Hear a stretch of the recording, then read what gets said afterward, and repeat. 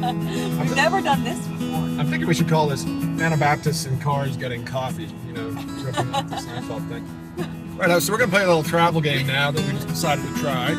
One of us is going to see something out of the window and say it, and then both of us, like, at the same time, we're going to say the first thing that comes into our mind. Wheelie bin. Thursday.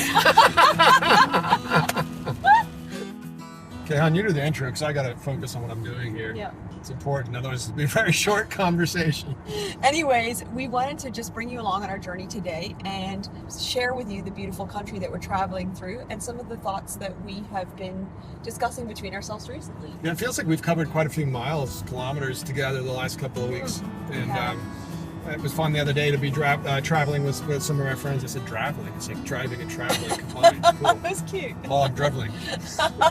We were traveling with friends from overseas who hadn't seen Australia in a long time, and they just kept exclaiming about how beautiful everything is, how lush and green Australia is, how verdant. We kept discussing verdant. Yeah. And of course, for us living here, we know that that's not always how it's been. I mean, we're looking at photos from just 2 years ago, and this place was completely barren and on fire. And we are remembering that it depends what the context is of how you're viewing that exact moment in the journey. And it's always good to look at whatever you're sitting in the middle of through new eyes. And to that also, that, you know, for somebody who's seeing it for the first time or seeing it at a certain point in time, that's all they're getting, that one glimpse. Yep. You know, and it's like they say, you can never step in the same river twice.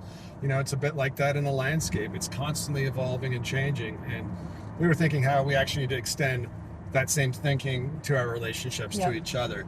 And a couple points out of that, you know, it's a reminder that we should be connecting with each other and not just assuming that somebody is the same way that they were a year ago or 6 months ago or whatever it is. And that could be for the better or for the worse, right? Yes, and I remember having these conversations, especially when we were going through times of drought, and we had to check in with each other often and see not just us, but our community members and our wider community members. We would check in with each other on how we were doing emotionally, because it was very devastating. It dragged on for a long time. And then to give each other grace when someone was saying, I'm feeling really great right now, and you'd be like, but actually a few months ago you were feeling bad.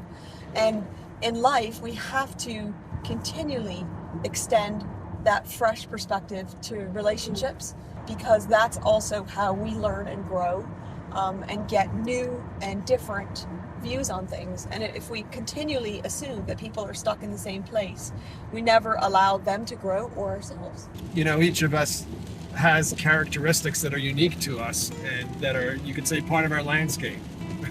You got lots of jagged outcroppings that are part of what make me me, and I'm sure you have the same, right? And yet at the same time, we'd be silly to think that that landscape is fixed, that it never changes.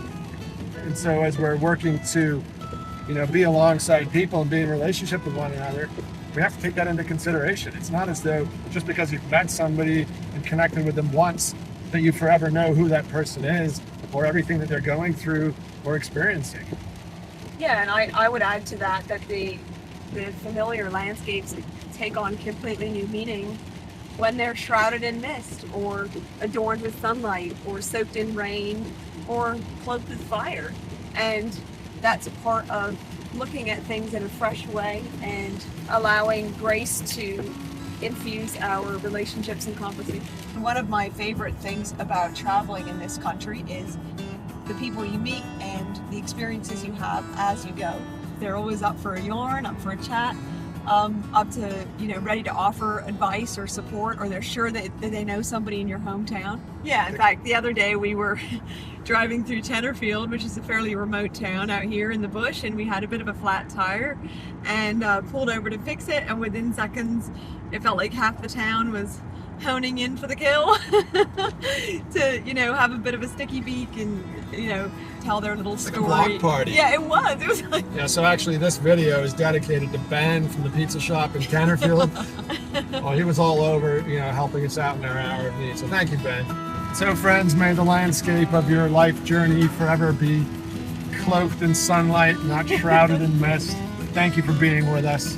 And we'd love to hear your comments on what you enjoy doing most when you're out on the road, whether it's just looking out the window, watching the telephone poles go by, or playing a game with your best friend. for what it is that you do that makes the journey complete. And blessings on you wherever you are in your journey. We'll talk again very soon.